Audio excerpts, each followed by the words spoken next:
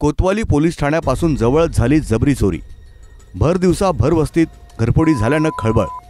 गुजरगल्लीत आले चोर आणि लुटले लाखो रुपये आणि सोने।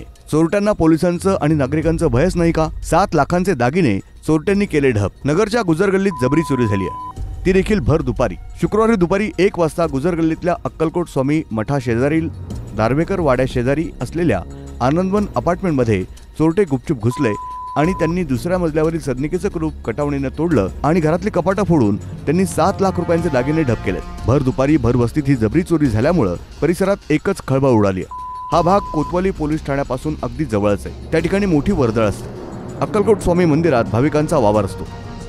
दुपारी बाहेरची कामे उरकण्यासाठी विशाल गांधी हे घराबाहेर पडले आणि 1 ते 2च्या सुमारास ही चोरी झाली। या प्रकरणी कोतवाली पोलीस ठाण्यात त्यांनी फिर्याद दिली आहे।